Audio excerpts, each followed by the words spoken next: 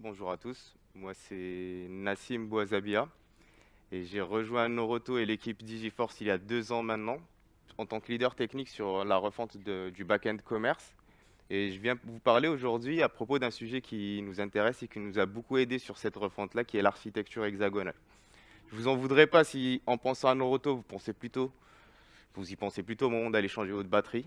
Mais je pense qu'à l'avenir, il faudra vous habituer à nous voir de plus en plus régulièrement sur des événements tech comme celui-ci. Donc, on va d'abord voir ensemble ce que Noroto fait, ce que c'est que Noroto, rapidement.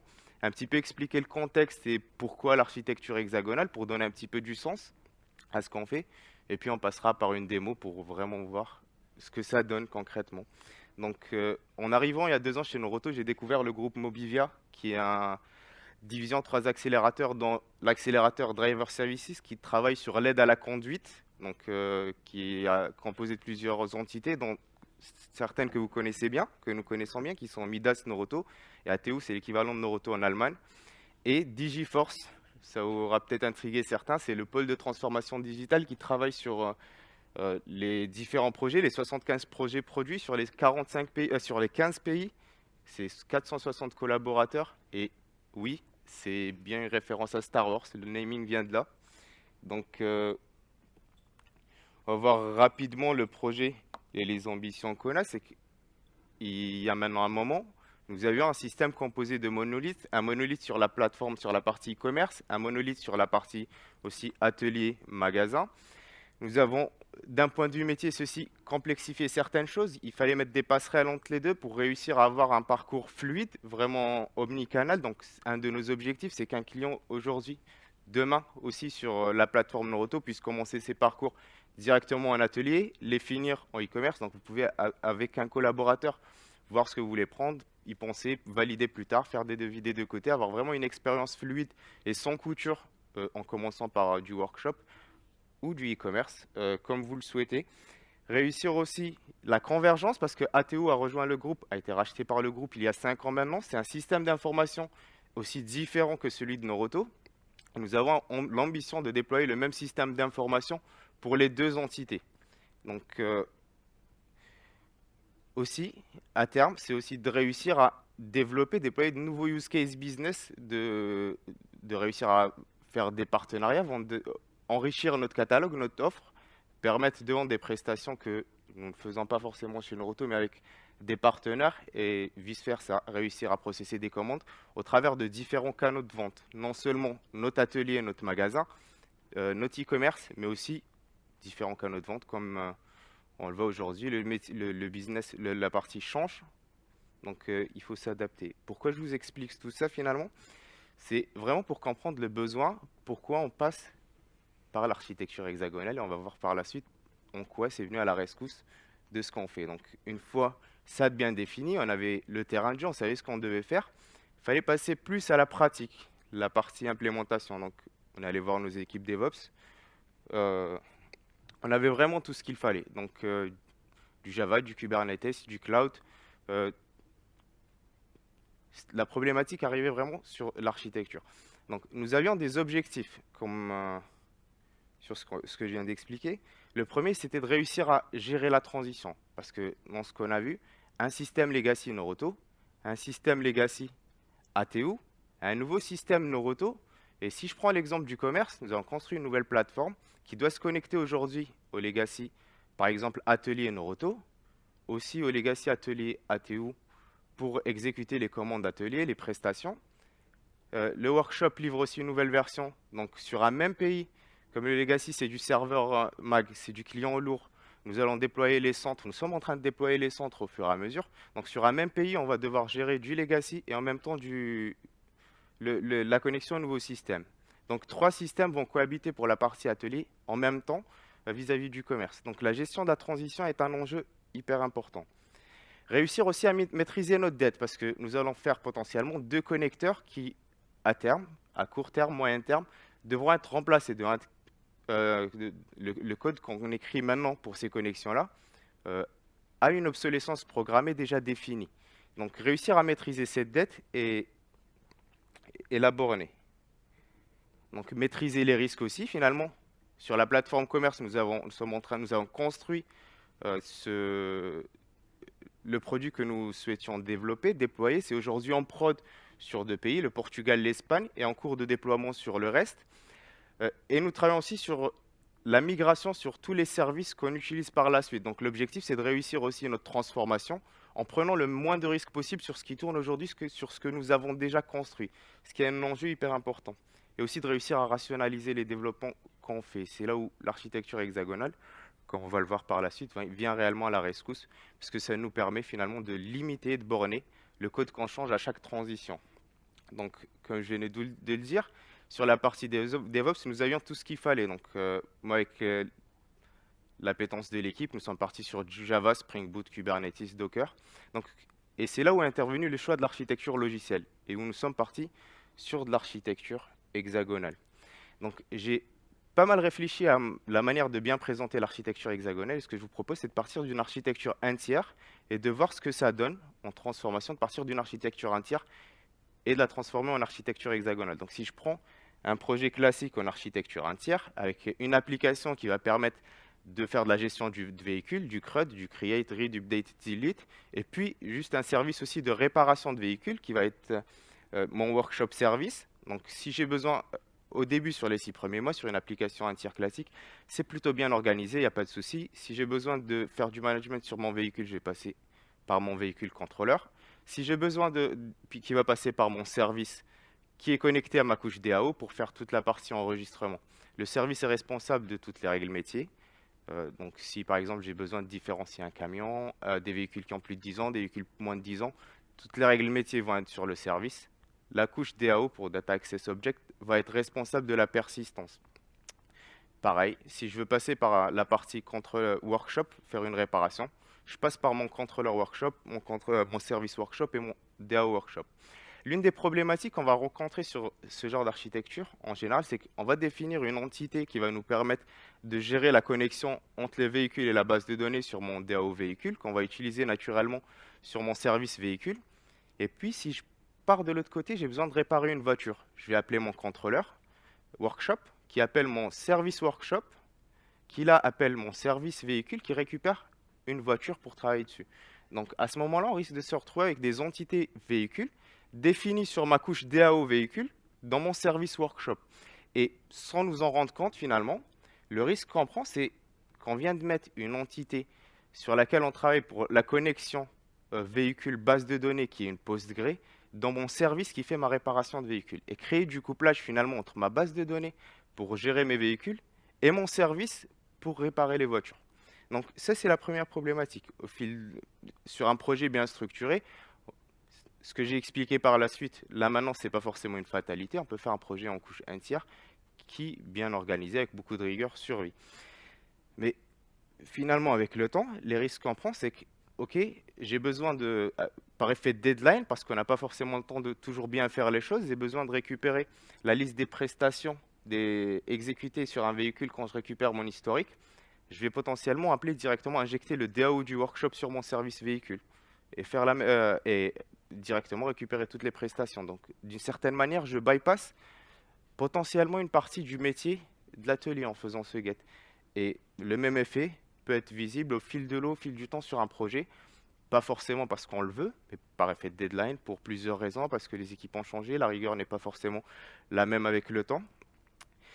Et ça peut apparaître, on peut l'éviter, mais ça peut arriver. Donc, pour moi, ce que j'ai déjà vécu et que je trouve finalement le pire, c'est tout en haut aussi que ça se passe, c'est quand on a une search query, on a le métier qui vient pour des raisons de support ou autre, nous demander de mettre en place une search query qui est hyper performante, avec des filtres, avec beaucoup de choses, de prendre un raccourci, parce que souvent sur la couche DAO, on s'appuie sur des ORM, des Object Relational Mapping, que proposent nos frameworks, qui sont hyper performants pour ça, enfin, hyper faciles à utiliser pour faire ce genre de choses, et qu'on injecte directement sur le contrôleur. Donc j'appelle mon API REST par exemple, qui elle va appeler mon repository, avec les bons filtres, récupérer ma bonne liste de véhicules et les rendre directement au front.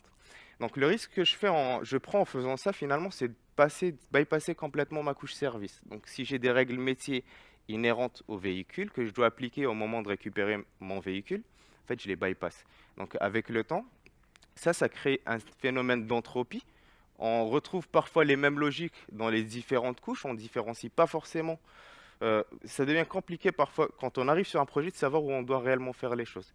Et c'est là où on va voir par la suite ce que nous apporte l'architecture hexagonale. Sur les projets que j'ai fait jusque-là, au bout de 6 mois en général, ça commence à devenir un petit peu compliqué.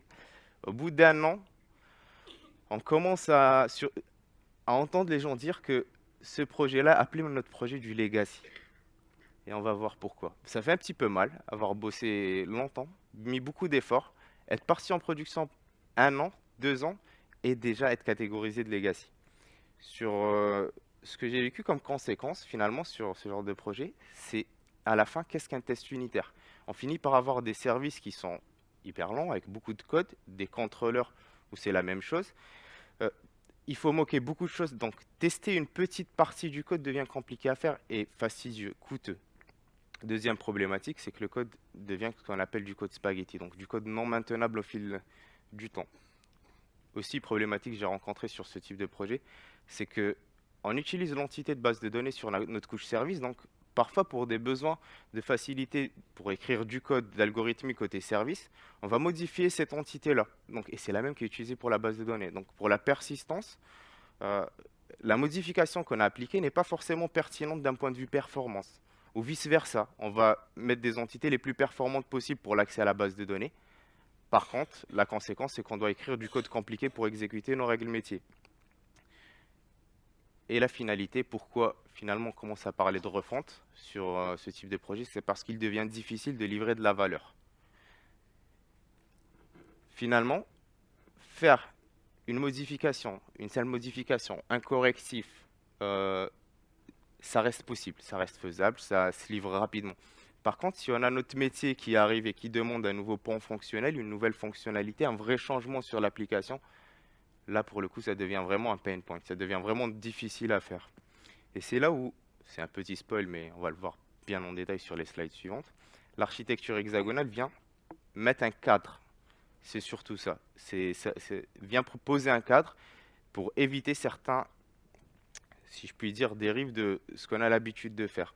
Donc l'architecture hexagonale a été créée par monsieur Alistair Cockburn, j'espère que je prononce bien son nom, qui est un des co-signataires de l'Agile Manifesto en 2001, qui est aussi l'un des auteurs de livres, dont le Surviving Oriented Object Project.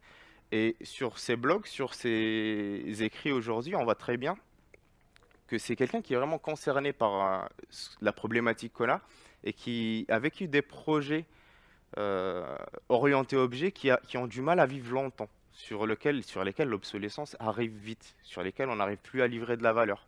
Donc, juste pour la petite anecdote, j'ai été surpris le jour où j'ai découvert l'origine du nom d'architecture hexagonale. Le nom d'architecture hexagonale vient juste du fait que c'est plus facile à dessiner en hexagone qu'autre chose.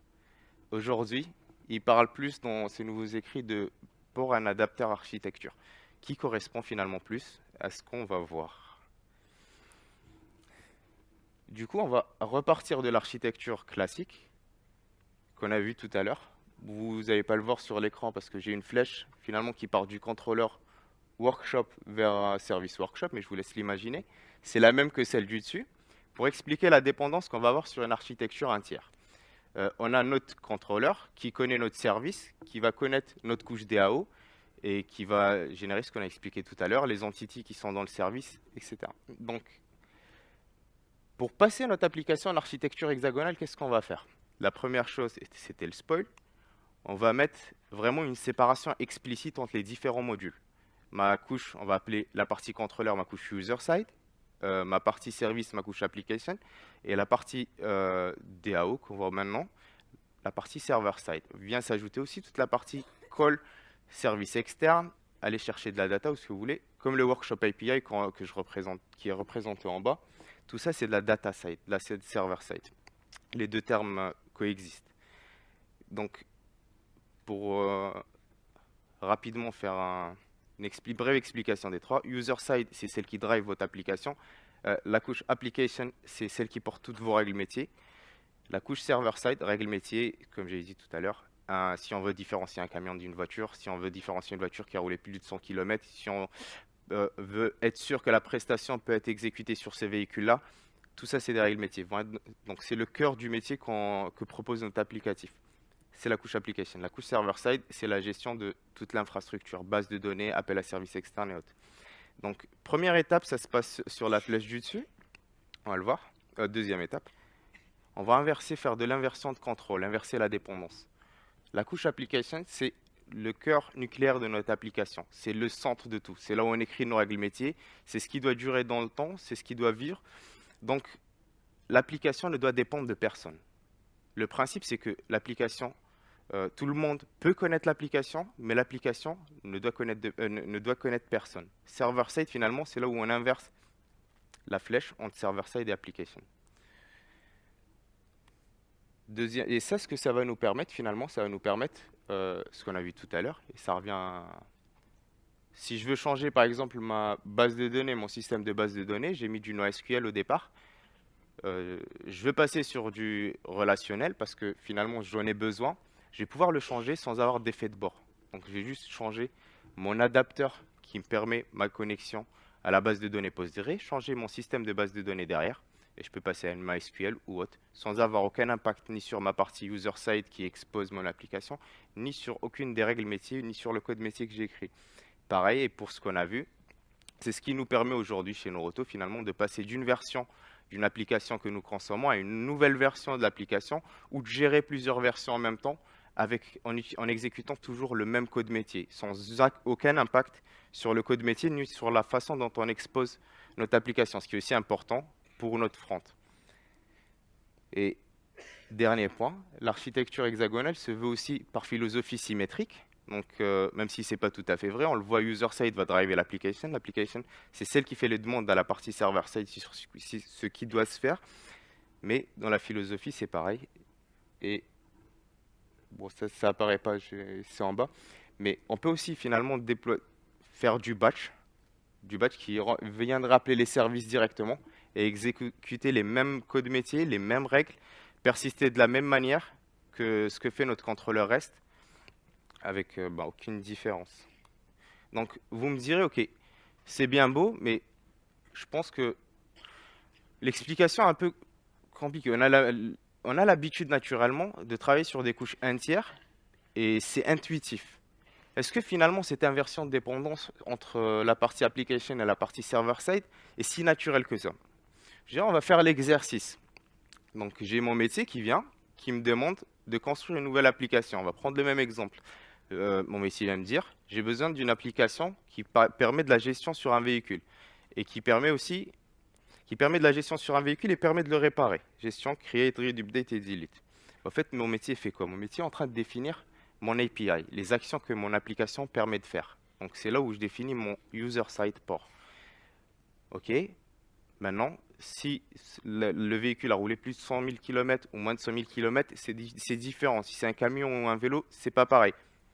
Pareil, mon métier est en train de définir mon code métier, mes règles métiers, mes business rules. Donc, à un moment, d'un point de vue, quand je construis mon outil, mon API, je vais vouloir enregistrer dans mon code métier, je vais vouloir enregistrer le véhicule pour le récupérer plus tard. Et c'est là où l'application définit sa partie server-side.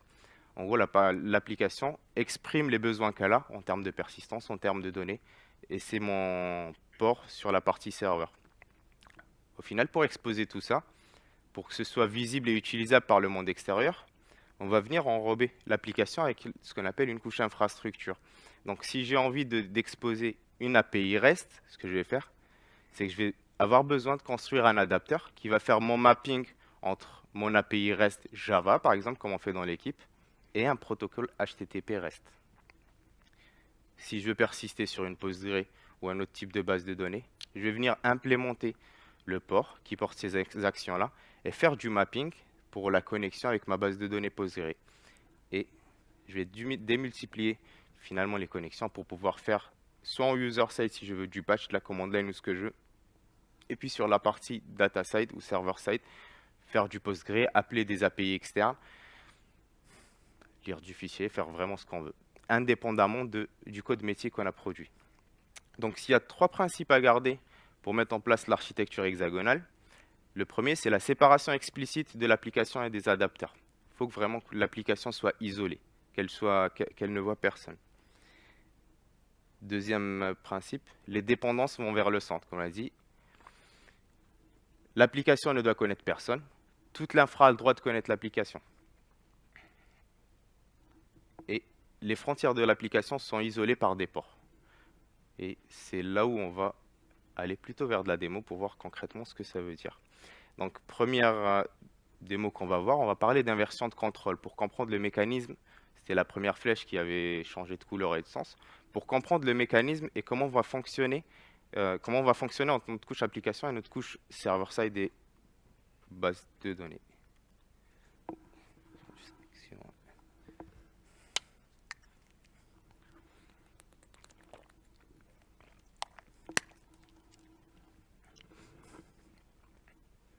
Ok. Est-ce que vous arrivez à bien voir? Donc je vais rester sur le haut de l'écran. Ok. Bon, du coup, c'est un projet multimodule où j'ai divisé la partie user, la partie application et la partie serveur en 3 modules différents. Donc, comment on va le voir? Ça, c'est mon POM XML, c'est du Java Spring Boot. C'est mon POM XML du module REST. Donc, le module REST connaît bien ma couche application. Mon module application connaît mon connecteur Postgre. Et mon connecteur Postgre, finalement, connaît personne. Donc, si je repars sur le code classique, je vais avoir 3 API REST, une create véhicule, une get vehicles et une pour réparer les voitures. Donc, mon API REST appelle mon service qui, lui, crée des entités véhicules, prend un véhicule en entrée, crée des entités véhicules, utilise mon DAO pour sauvegarder et renvoie mon véhicule à la fin. DAO classique qui implémente un repository et qui fait la persistance. Donc, j'ai aussi mon entité véhicule qui fait le mapping, qui me permet de générer mes entités de base de données. Et ce qu'on voit finalement, c'est que mon application là qui permet de réparer des véhicules a besoin d'utiliser l'entité véhicule ainsi que le DAO. Donc, j'ai mon service pour faire la réparation qui est impacté par ce que je fais sur la base de données, sur la gestion du véhicule. Donc, ce qu'on a dit, c'est qu'on va inverser la dépendance. L'application n'a le droit de connaître personne. Donc, on se dit que ça, c'est interdit. Hop, juste pour dernier point. Sur mon contrôleur, ce qu'on a dit tout à l'heure, c'est que dans le design, je peux me permettre de faire un véhicule DAO sur mon contrôleur, de faire une search query. Et ça, c'est même si c'est pas autorisé par la code review et autres, c'est quand même autorisé by design. Donc, ce que je vais faire, l'application ne doit connaître personne. Les adapteurs ne se connaissent pas entre eux. Ça, c'est mon POM application. Mon POM Postgre a le droit de connaître mon application. Hop. Donc, à ce niveau-là, rien ne change. Sur la partie user-side, finalement, cette injection de dépendance est naturelle. Et sur ma couche métier, ce que je vais voir, c'est que plus rien ne va builder.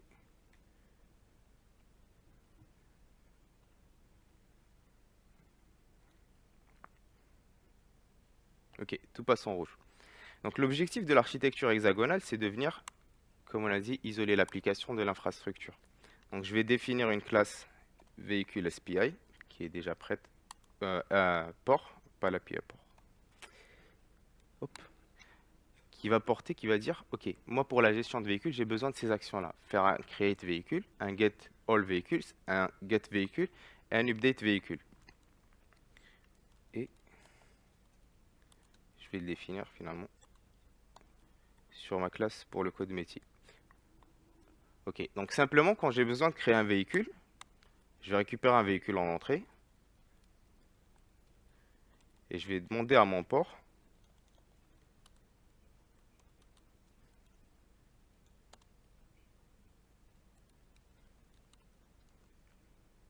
de créer un véhicule.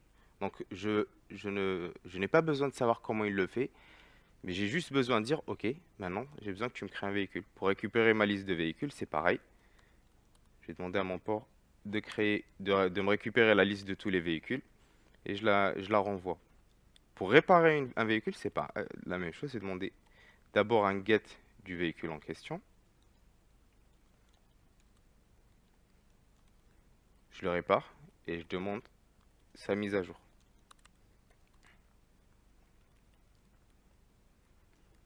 Donc pareil, mon véhicule entity, mon objet métier n'a plus besoin d'avoir de relation aucune avec ma partie persistance. Et là, pour le coup, nous avons défini un port pour la gestion des véhicules. L'objectif maintenant, c'est de venir l'implémenter. C'est là où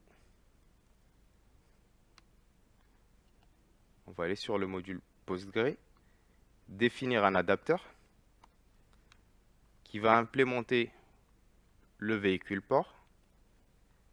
Bon, j'ajoute un petit mapper entre les deux entités, ça permet d'aller plus vite.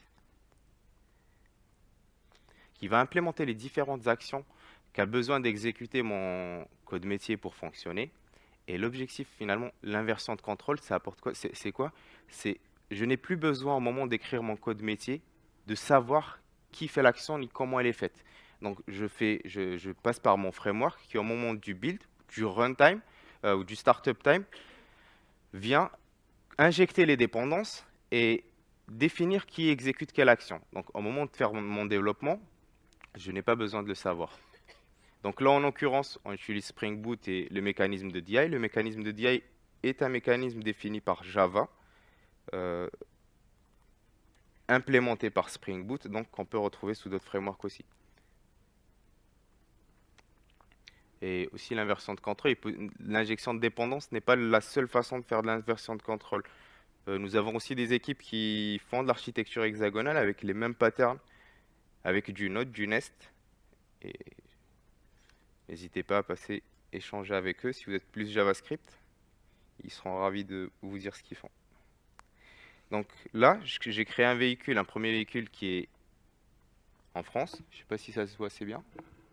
C'est bon. Un deuxième et qui est en bon état. Je crée un autre véhicule qui est en France et qui est en panne. Si je fais mon get vehicles, j'ai les deux. Et je vois bien, finalement, que si j'essaie de réparer celui qui est en panne,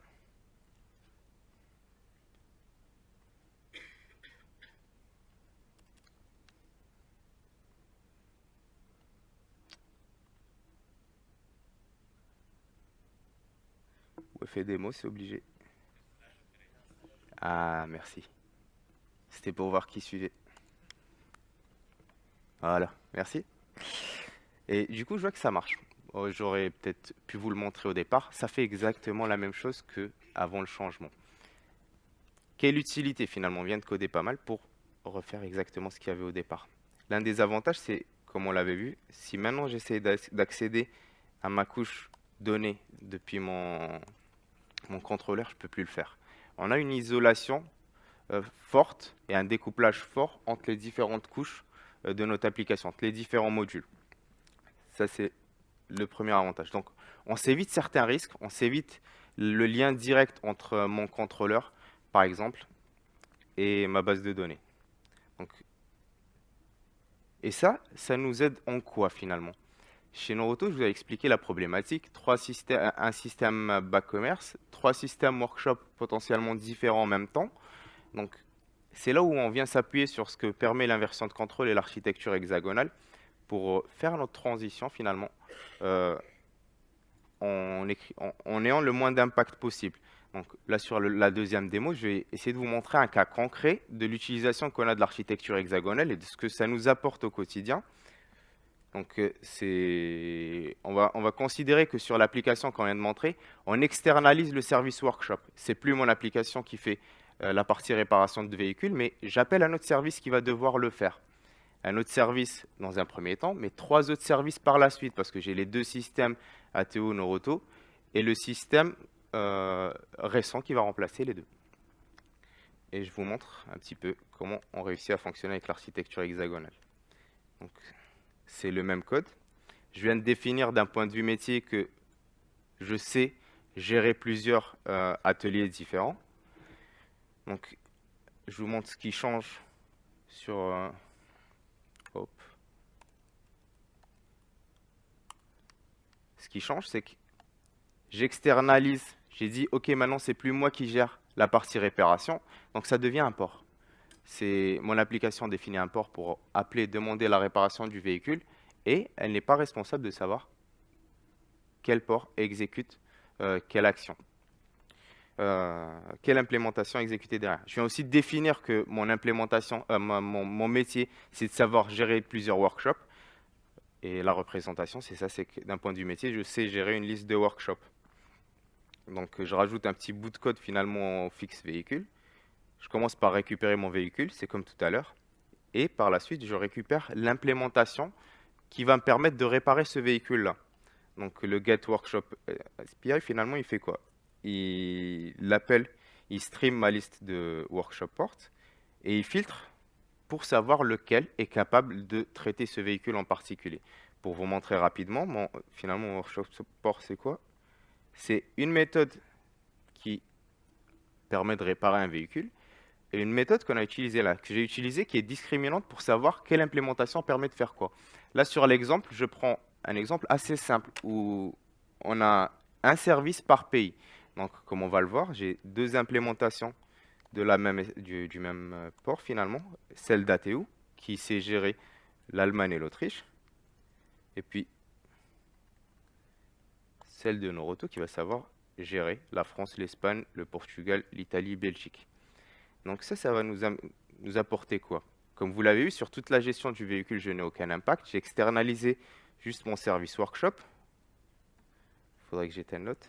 Bon, c'est pour des raisons de build, mais à la fin, où il y a le repo, c'est le code c'est le même projet, c'est deux branches différentes. Donc là, ce qui devient important, c'est aussi ce champ la country. Donc si je crée un véhicule en France, bon, je vais les créer en panne. Un véhicule en panne en France, par exemple, un véhicule en panne en Allemagne. Je fais mon get all vehicles. Je vois que j'ai les trois que je viens de créer. J'essaie de faire réparer le véhicule qui est en France. J'essaie de ne pas rater le slash cette fois-ci.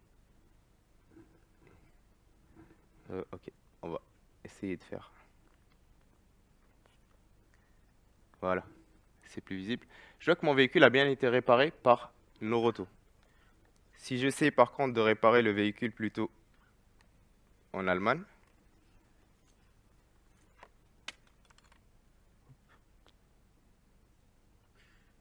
je vais voir. Je vois que mon véhicule est réparé par l'implémentation ATO. Donc, d'un point de vue métier, j'ai exactement le même code. L'implémentation est la même, je fais un fixe véhicule et puis je print juste un véhicule différent.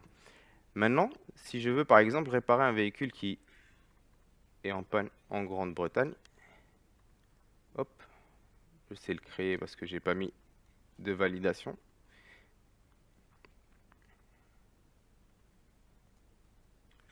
Je vois que je vais lever une exception qui va me dire que le pays n'est pas supporté. Donc finalement, c'est ce qu'on a aujourd'hui. On va avoir un premier atelier qui permet d'exécuter les prestations en ATU, les prestations en Noroto.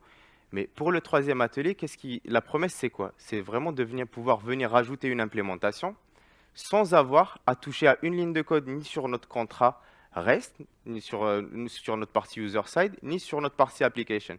Et ça, c'est ce qu'on va essayer de faire ensemble rapidement. Donc, je vais simplement créer un nouveau module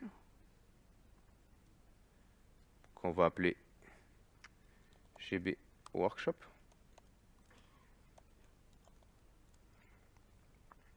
Je vais le mettre dans le bon folder.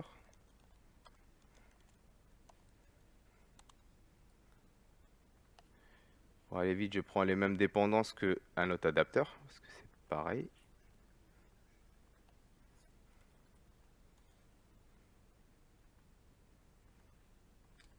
Vous arrivez à voir? Okay. Je vais prendre le même code.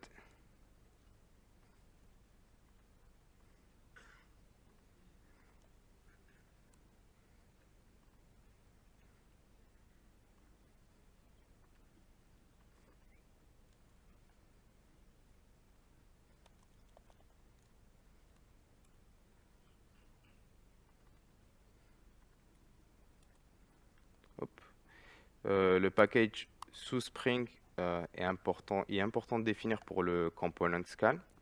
Juste renommer notre classe. En GB workshop. Je vais dire que maintenant, je supporte ma nouvelle implémentation, mon nouvel appel à un service externe supporte GB, la Grande-Bretagne, et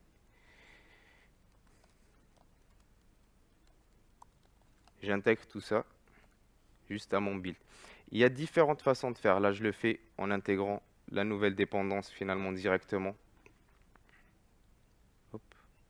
En intégrant ma nouvelle dépendance à mon bootloader. Mon bootloader, c'est ce qui me permet de packager le tout. Mais sous Maven, il est possible aussi d'avoir d'autres mécanismes qui permettent d'aller lire les jars depuis un folder, et du coup de rendre ça dynamique. Donc de pouvoir redémarrer, lire de nouveaux jars, ajouter des implémentations et faire rendre cette partie-là dynamique. Donc, si j'ajoute finalement mon nouvel endpoint, ma nouvelle implémentation, faire démarrer.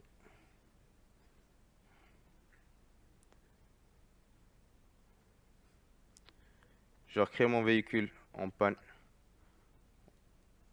en Grande-Bretagne.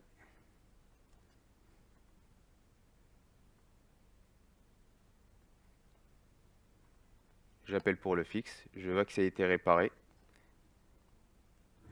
Et par mon nouveau workshop module que je viens de créer. Donc, et c'est ça qui va nous permettre au quotidien de gérer vraiment avec différentes implémentations. J'ai pris l'exemple du workshop, mais c'est la même chose avec la supply, avec l'offre. On est en train aujourd'hui de livrer de nouveaux modules sur différents périmètres. Nous travaillons avec l'équipe sur la partie commerce et nous sommes connectés avec beaucoup de périmètres en même temps. Et ça nous permet finalement de gérer cette transition-là de la manière la plus qui répondent le mieux à nos objectifs. Donc ça nous permet de maîtriser notre dette finalement, parce que aujourd'hui faire une migration d'une API, d'une API workshop que nous consommons vers une nouvelle version, il suffit de faire le nouveau code pour la connexion, le mapper, l'appel et de supprimer l'ancien module. Donc maîtriser et gérer notre transition de la même manière, maîtriser les risques, parce que notre code métier ne change pas, on ne touche pas à notre code métier, on ne touche pas à notre user side, notre connexion avec les différents fronts ne bouge pas. Et puis ça nous permet aussi de rationaliser les développements qui est hyper important. On change une API consommée, on change le connecteur, l'adaptateur, et puis c'est tout. Donc aussi, il faut savoir, en mettant en place l'architecture hexagonale, nous sommes confrontés quand même à certaines difficultés. Et je suis aussi là pour vous en parler. C'est dans un premier temps la courbe d'apprentissage, parce qu'il y a vraiment une nécessité de changer d'habitude. On ne fait plus les choses de la même manière. Donc, les projets sont plus volumineux, on a plus d'entités. Donc, comme on l'a vu, une entité véhicule, une véhicule entity pour la partie persistance, un véhicule pour la partie métier, potentiellement un véhicule pour la partie reste. Mais par contre, c'est des objets qui se ressemblent, mais qui respectent le single responsibility principle. Donc, celui qui est pour la base de données, son rôle, c'est d'être performant sur le read, le create, l'update. Celui qui est sur le métier, c'est vraiment d'exprimer le métier, d'être verbeux et de permettre aussi de matcher avec le modèle métier qu'on a. Celui qui est sur la partie reste peut être adapté aux besoins des clients qui nous consomment. Le projet est volumineux, ça fait plus de fichiers, Le projet est plus volumineux, ça fait plus de fichiers. Un découpage qui nécessite potentiellement de multiplier pareil les entités hautes. L'organisation de l'application en layer, ça devient vraiment important. Nous avons eu, pour la petite histoire aussi, une des API que nous avons construite sur laquelle nous avons potentiellement mis un peu moins d'efforts sur le design de ce qui doit aller sur la couche application, sur ce qui doit aller sur la couche infrastructure. Ce que j'ai montré tout à l'heure, c'est pas une critique, mais c'est peut-être les points négatifs que peut amener une architecture entière. On peut retrouver la même chose sur une architecture hexagonale si on ne met pas le même effort, l'effort nécessaire pour bien structurer. Si on n'isole pas le métier comme il se doit et qu'on a un couplage, on peut créer un couplage fort aussi avec notre couche infra. Si, par exemple, je prends l'exemple, aujourd'hui, j'appelle un service externe. J'ai besoin de 2 calls pour exécuter une action. Demain, le service externe va changer. Je passe à un seul call. Si ces 2 calls-là sont distincts dans ma couche application, ben, au moment où je vais changer, je vais devoir coder dessus. Donc, il devient important de prendre du temps et de vraiment comprendre ce qui va dans le métier, dans la couche application et ce qui va sur la partie data side. Nous avons aussi fait face à certaines problématiques où on avait des habitudes en utilisant nos ORM pour faire du lazy loading parce qu'on restait avec notre entité sur la partie métier. Donc si on ne chargeait pas tout, c'était pas grave. On pouvait faire des get plus tard et ça allait chercher la donnée qui manquait. Comme on l'a vu, on a des mappers. L'entité reste sur la partie Postgre. Mon véhicule, c'est un Peugeot. Donc cette notion-là de lazy loading, on la perd. Donc c'est l'une des problématiques qui nous a potentiellement fait parler le plus, fait travailler le plus. Il faut être ingénieux, changer de façon de faire pour réussir à compenser. Par contre, si vous voulez vous y mettre, du coup, il faut être prêt à changer certaines habitudes. Euh, Bien comprendre le métier devient important. Comme je viens de l'expliquer sur la partie des difficultés, il faut bien comprendre le métier, savoir ce qui est de l'ordre de la partie application, ce qui est de l'ordre de la data, réussir à ne pas coupler les différentes couches, avoir une bonne compréhension euh, métier de ce qu'on produit. Du coup, passer plus de temps à faire du design en amont du développement. Ne pas hésiter non plus à s'outiller. Nous, on utilise des mappers qui nous permettent finalement d'alléger le mapping entre les différentes entités, les différents objets qui se ressemblent. Et surtout, il faut en avoir envie. Vous pouvez retrouver le code de la démo sur le lien GitHub en scannant le QR code. Vous pouvez me suivre ou me contacter si vous voulez en discuter plus longuement. Il y a le Twitter et LinkedIn. Et si vous voulez bien, ça ne se voit pas, mais il y a le lien Open Feedback en dessous. Vous pouvez le trouver aussi en cliquant sur l'abstract de la conf. Et c'est tout en bas. Je vous remercie pour votre écoute. J'espère que ça vous a plu.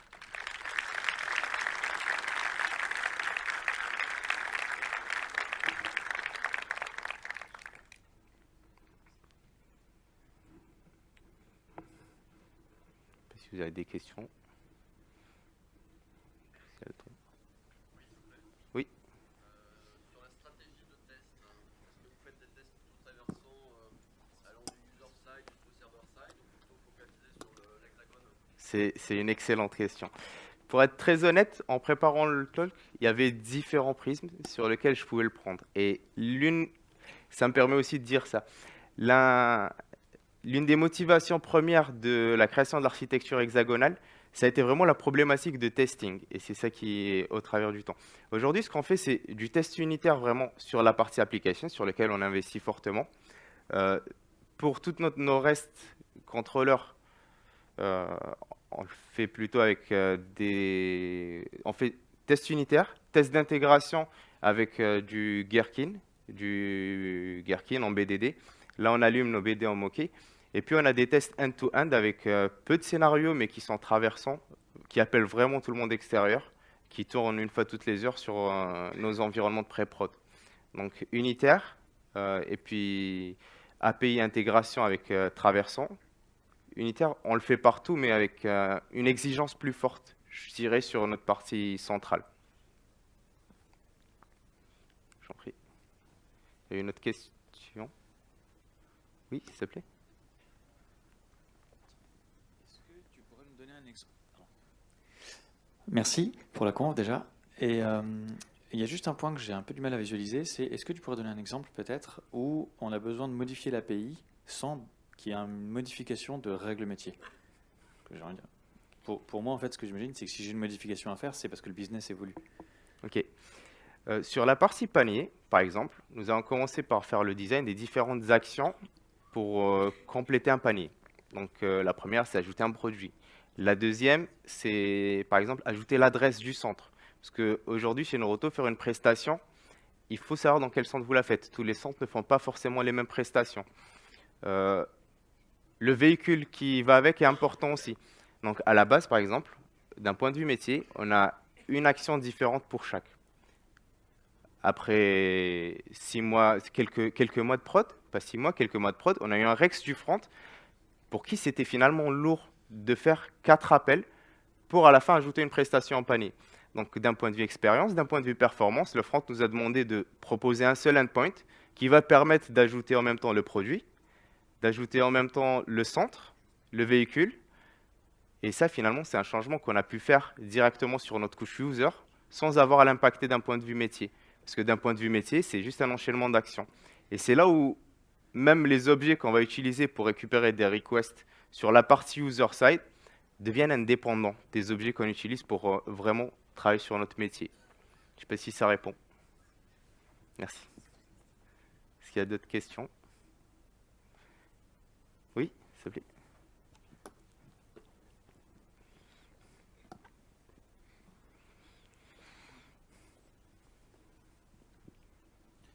Bonjour, merci Bonjour. pour la présentation. Je t'en prie. Moi, j'avais une question sur vos applications. Est-ce que vous avez une séparation, par exemple, sur le déploiement? Vous avez une seule application où il y a tout et vous déployez tout en même temps, ou c'est séparé avec différents services, par exemple?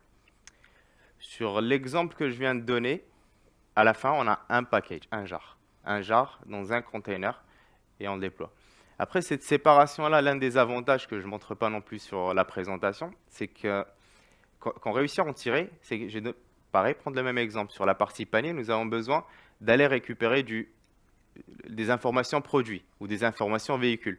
Donc, on va avoir un port qui est implémenté par un adapteur. On va mettre tout le code nous permettant d'aller chercher les informations véhicules. Plus tard, sur le projet, nous avons besoin de la même chose côté commande, sur la partie order, qui est une API différente.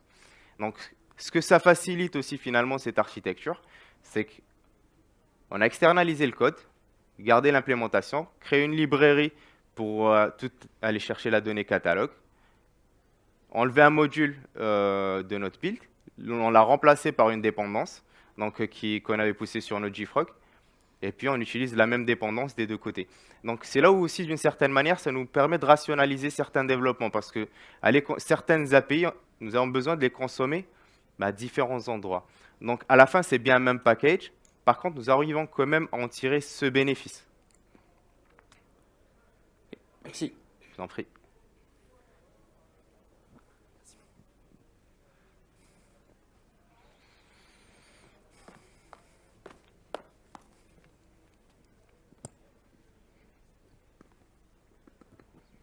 Bonjour, déjà merci beaucoup pour la présentation. J'ai une petite question sur l'interfaçage entre la partie applicative et la partie domaine. Oui. Comme vous l'avez montré, là on a un exemple assez simple, on a juste un véhicule, on n'a pas de relation, mais on peut imaginer qu'un véhicule, bon, il a des essieux, sur les essieux on a des roues, et on va avoir des relations one-to-one, one-to-many, certaines vont être classiquement récupérées de manière paresseuse ou pas. Maintenant, quand on a effectivement cette dissociation qui est faite, vous l'avez dit, on ne peut plus trop se baser d'une part sur les mécanismes de lazy loading, et d'autre part, on va devoir effectivement faire un mapping entre les parties JPA, on va dire, et la partie domaine. Comment est-ce que vous faites pour gérer du coup ce mapping-là, notamment si on a des relations, on va dire, bidirectionnelles, et pour savoir quand vous devez du coup récupérer une donnée, jusqu'à quel niveau vous devez aller récupérer les informations? Si j'ai bien compris, c'est OK, j'ai essayé de le reformuler sur un cas concret, comme ça on est sûr d'être sur la même longueur d'onde. Moi j'ai une commande. Une commande c'est aussi des produits, une livraison et beaucoup de choses. Aujourd'hui quand je vais récupérer ma commande, je la récupère avec toutes ces dépendances parce que la définition d'une commande finalement c'est quand même tout le reste. Par contre si j'ai besoin de faire une facture, je vais appeler un service externe avec cette commande-là pour aller chercher la facture.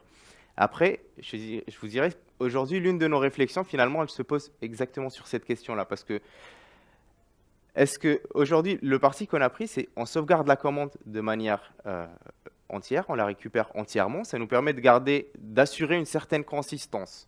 Par contre, au vu, depuis 2 ans qu'on travaille sur ça, et je suis aussi un adepte du DDD, espérant qu'un jour je pourrai le présenter aussi, que je serai aussi à l'aise pour répondre comme il faut à cette question. Mais il y a d'autres questions qu'on se pose aujourd'hui, c'est la possibilité d'avoir plutôt des bandits de contexte. En gros, ma commande, elle peut avoir potentiellement 3 versions différentes. La version que je vais utiliser pour ma partie exécution de commande, la version que je vais utiliser pour mon invoicing, la version que je vais utiliser par exemple pour du coup, facturation, la version que je vais utiliser pour un autre exemple, récupérer mes produits et autres, j'essaie de gérer mes produits. Et potentiellement, ça nous permet d'avoir des objets plus petits. Parce qu'aujourd'hui, une commande, c'est quand même un objet volumineux. Et ça nous coûte en termes de sauvegarde, de get et autres. Donc, on se pose aussi la réflexion. Je n'ai pas la réponse. Peut-être dans 6 mois, ou je réussirai à mieux y répondre. Mais oui, je pense que les deux approches sont possibles. Aujourd'hui, on est sur un save full et un get full, mais on se pose aussi la question sur la manière la plus performante, pertinente de le faire à l'avenir. Ok, merci. J'en prie. Bonjour, merci Nassim. J'ai une question. On voit que tu as fait du multi-Maven Oui. avec Maven. Est-ce que c'était juste pour s'assurer qu'on n'utilisait pas des classes, que dans ton contrôleur, tu n'utilises pas des repositories? Est-ce que c'était juste pour ça? Et si oui, est-ce que utiliser ArchUnit n'était pas une solution pour faire un seul projet et mettre des règles de check Si, c'est une préférence, le multimodule. On peut le faire avec du package private, je pense. On peut le faire aussi avec, depuis Java 11 en coupant avec du package.info, si je dis pas de bêtises. Je connais pas ArchUnit, mais non, c'est pas une obligation, c'est une préférence. Donc l'objectif, c'est vraiment de respecter les principes et d'appliquer ce découpage fort. Ok, merci. Je pense que j'ai plus le temps. Les prochaines conférences vont commencer. Donc je vous remercie. Merci à tous.